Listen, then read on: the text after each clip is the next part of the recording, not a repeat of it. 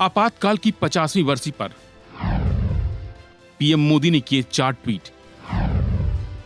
Tweet के जरिए प्रधानमंत्री मोदी ने कांग्रेस पर किया आपातकाल अटैक। जी हां, तारीखें तो कई आती हैं और चली जाती हैं, लेकिन कुछ तारीखें इतिहास के पन्नों में इस तरह से दर्ज हो जाती हैं जिन्हें कभी भुलाया नहीं जा सकता। 25 जून का इतिहास ऐसी ही एक तारीख है जब इंदिरा गांधी के एक फैसले ने कई जिंदगियों के आने वाले कल को हमेशा हमेशा के लिए खत्म कर दिया था। एक फैसले के चलते न जाने कितने ही बेगुनाहों की जान चली गई। आज के ही दिन साल 1975 में देश में आपातकाल लगाया गया था। 25 जून 1975 में लगी इमरजेंसी पूरे 21 महीने चली थी। कहने को तो आपातकाल को आज 49 साल पूरे हो गए, लेकिन जिन लोगों ने ये दंश झेला या फिर जिनके अपने इस दंश का शिकार हुए, उनके जहन में इतिहास का वो काला स्याह अध्याय आज भी जिंदा है। प्रधानमंत्री नरेंद्र मोदी ने भी आपातकाल की 50वीं वर्षी पर उस काले दिन को याद किया और कांग्रेस को उनकी नीतियों की याद दिलाई। इसके साथ ही पीएम मोदी ने उन सभी लोगों को भी याद किया जिनको इस विरोध की कीमत अपनी जान देकर चुकानी पड़ी थी। पीएम मोदी ने इमरजेंसी के मुद्दे पर कांग्रेस और राहुल गांधी को घेरते हुए बैक टू बैक 4 पोस्ट किए। जहां अपने पहले पोस्ट में पीएम मोदी ने उन तमाम महापुरुषों को याद किया जिन्होंने आपातकाल का विरोध करते हुए अपनी जान गंवा दी। पीएम मोदी ने लिखा, आज का दिन उन सभी महापुरुषों और महिलाओं को श्रद्धांजलि देने का दिन है जिन्होंने आपातकाल का विरोध किया। डार्क डे ऑफ इमरजेंसी हमें याद दिलाती है कि कैसे कांग्रेस पार्टी ने बुनियादी स्वतंत्रता को नष्ट कर दिया और भारत के संविधान को कुचल दिया, जिसका हर भारतीय सम्मान करता है।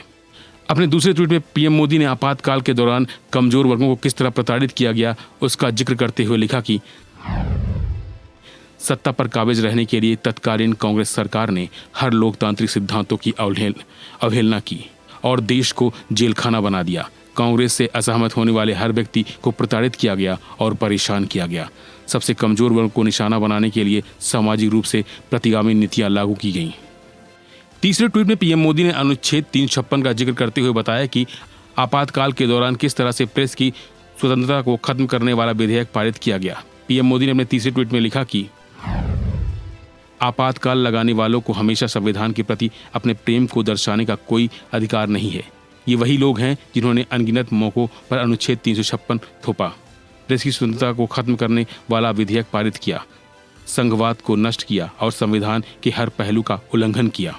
अपने चौथे ट्वीट के माध्यम से पीएम मोदी ने आज की कांग्रेस को घेरने की कोशिश की, जहां उन्होंने लिखा कि आपातकाल लगाने वाली मानसिकता आज भी उसी पार्टी में मौजूद है जिसने आपातकाल लगाया था। वे संविधान के प्रति अपने तिरस्कार को दिखावे के माध्यम से छिपाते हैं, लेकिन भारत की जनता उनकी हरकतों को समझ चुकी है और इसीलिए उन्हें नकार दिया। कुल मिलाकर जिस तरह से लोकसभा चुनाव के पहले और अब संसद सत्र शुरू होने के दौरान कांग्रेस संविधान की बात कहकर बीजेपी को घेर रही है, उसी का जवाब देते हुए पीएम मोदी ने उन्हें आपातकाल का आईना दिखाया है। साथ ही बताने की कोशिश भी की है कि आखिर किस तरह से कांग्रेस के कार्यकाल में संविधान का माखौल उड़ाया गया। ऐसे में अब देखना होगा कि कांग्रेस प्रधानमंत्री के इन आरोपों का जवाब कैसे देती है और किस तरह से विपक्ष पलटवार करता है। फिलहाल इस खबर में इतना ही। बाकी अपडेट लिए बने रहिए वन इंडिया हिंदी के साथ।